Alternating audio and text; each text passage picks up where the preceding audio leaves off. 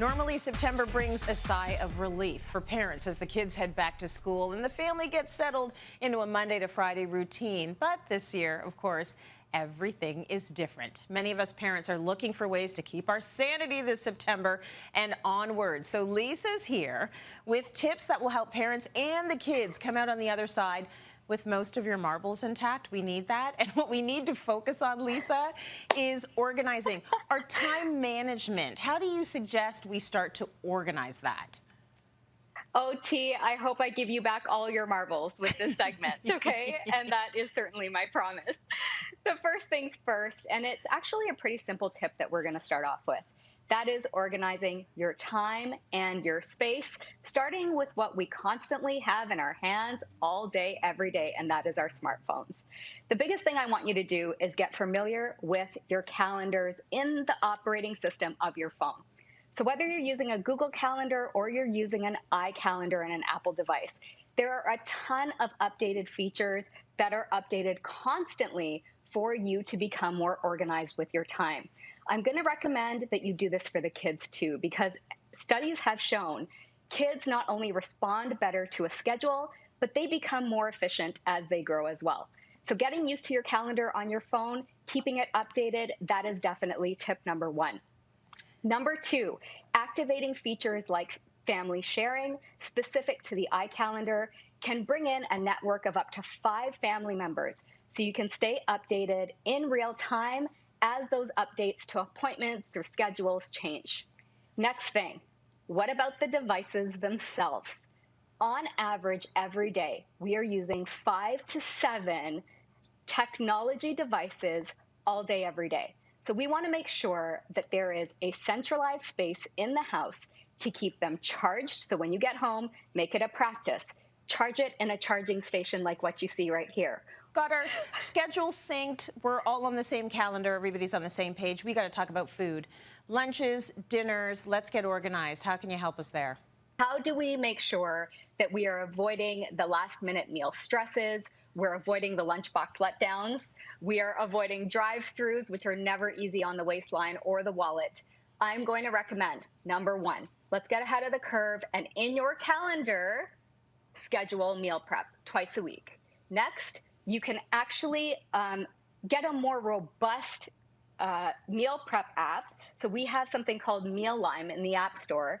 And what I love about this is not only does it customize your meals, but it also allows you to, if you're going keto, if let's say you have somebody that has allergens in the house, if you want to go meatless Monday, let's say, you can customize all of that in this MEALIME app. And it will auto-populate your actual grocery list, and that will sync to your calendar. Now, in your calendar, you can actually go into your app store as well and activate an app called PICNIIC, which I love. In this PICNIIC app, you can actually sync, any kind of appointment, your to-do list, if you have a bill payment on time, but it also syncs in with any meal prep app. So now you can auto-populate your grocery list. You can say where you want to grocery shop. Everything is super, super organized, and you get updates and reminders as they happen in real time. I love these apps. They are absolutely fantastic. And I know a lot of the times we think, yeah, apps are a great idea. Am I actually going to use this? I can promise you with the PICNIIC app and this MEALIME app, I promise you, you will use them. I would definitely use that. Absolutely. Now, the last thing we need to hit is sleep, which is crucial. You're going to have a bad day if you don't get enough. So what can help us with our sleep, Lise? Okay. So Canadians in general, and this is across the board of all ages, we are guilty of overscheduling. I can put both hands up on that. Especially as women, we tend to think we can do it all. And would you believe that 70% of all Canadians are not resting or sleeping properly?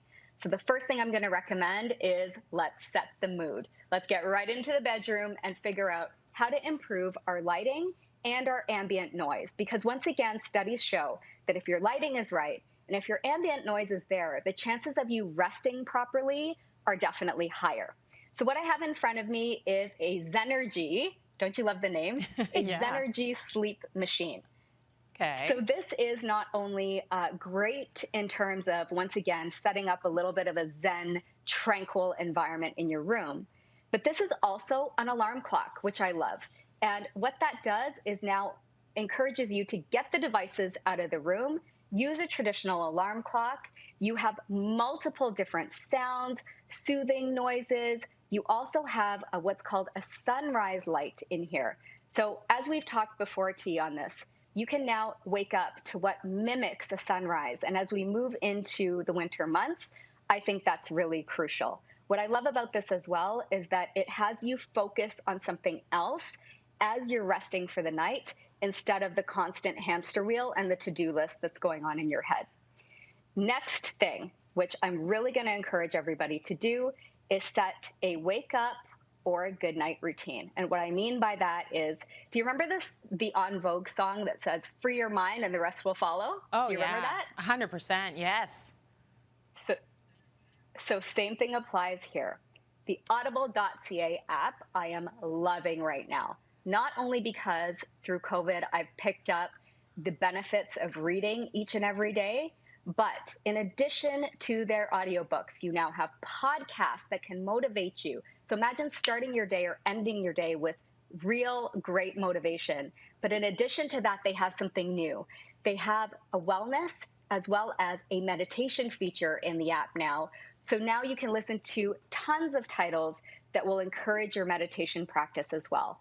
I am knee deep into the Michelle Obama Becoming book. I'm loving it, but I'm also loving the meditation and the wellness features of this app as well.